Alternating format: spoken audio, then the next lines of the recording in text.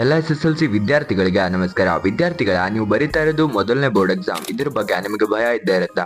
ಭಯ ಅಂದ್ರೆ ಯಾವ ರೀತಿ? ಎಕ್ಸಾಮ್ ಸ್ಟ್ರಿಕ್ಟ್ ನಡೆಯುತ್ತಾ ಅಥವಾ ಫ್ರೀ ಆಗಿ ನಡೆಯುತ್ತಾ ಅಂತ ತುಂಬಾ ವಿದ್ಯಾರ್ಥಿಗಳು ಯೋಚನೆ ಮಾಡ್ತಿದ್ದೀರಾ. ಅದೆಲ್ಲದರ ಬಗ್ಗೆ ಕ್ಲಾರಿಟಿ ಕೊಡೋದಕ್ಕೋಸ್ಕರ ಇವತ್ತಿನ ಈ ವಿಡಿಯೋನ ಮಾಡ್ತಾ ಇದ್ದೀನಿ. ಯಾರು ಇಲ್ಲಿ ಸ್ಕಿಪ್ ಮಾಡ್ದಂಗೆ ವಿಡಿಯೋನ ಕೊನೆವರೆಗೂ ನೋಡಿ ಮತ್ತು ನಮ್ಮ ಚಾನಲ್ಗೆ ಯಾರೆಲ್ಲ ಸಬ್ಸ್ಕ್ರೈಬ್ ಮಾಡದೆ ವಿಡಿಯೋನ ನೋಡ್ತಾ ಇದ್ದೀರಾ ತಪ್ಪದೆ ಸಬ್ಸ್ಕ್ರೈಬ್ ಮಾಡ್ಕೊಳ್ಳಿ.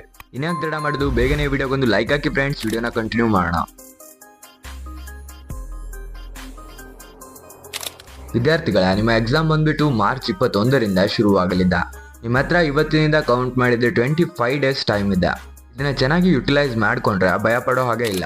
ಯಾಕಂದ್ರೆ ನೀವು ಪಾಸಿಂಗ್ ಆಗಿ ಆದ್ರೂ ಪ್ರಿಪೇರ್ ಆಗಿ ಹೋದ್ರೆ ಒಂದಷ್ಟನ್ನಾದ್ರೂ ನೀವು ಎಕ್ಸಾಮ್ ನಲ್ಲಿ ಬರೆದ್ರೆ ಯಾರಿಗೂ ಡೌಟ್ ಬರಲ್ಲ. ನೀವು ಚೆನ್ನಾಗಿ ಪಾಸ್ ಆಗ್ತೀರಾ ಮತ್ತೆ ಉತ್ತಮವಾದ ಸ್ಕೋರ್ ಅನ್ನ ಕೂಡ ಮಾಡ್ತೀರಾ. ಇನ್ನು ನಿಮ್ಮ ಎಕ್ಸಾಮ್ ಹಾಲ್ ನಲ್ಲಿ ಯಾವ ರೀತಿ ಅಟ್ಮಾಸ್ಫಿಯರ್ ಇರುತ್ತೆ ಅಂದ್ರೆ ಆ ಪಿನ್ ಡ್ರಾಪ್ ಸೈಲೆನ್ಸ್ ಅನ್ನ ಮೇಂಟೈನ್ ಮಾಡ್ತಾ ಇರ್ತಾರ. ಈ ರೀತಿ ವೆಬ್ ಕ್ಯಾಮ್ ಅಂತಾನು ಹೇಳ್ತಾ ಇದ್ದಾರೆ. ಅದ್ರ ಬಗ್ಗೆ ಯಾರು ತಲೆ ಕೆಡ್ಸ್ಕೋಬೇಕಾಗಿಲ್ಲ. ಇನ್ನು ನಿಮ್ಮ ಹತ್ರ ತುಂಬಾನೇ ಟೈಮ್ ಇದೆ.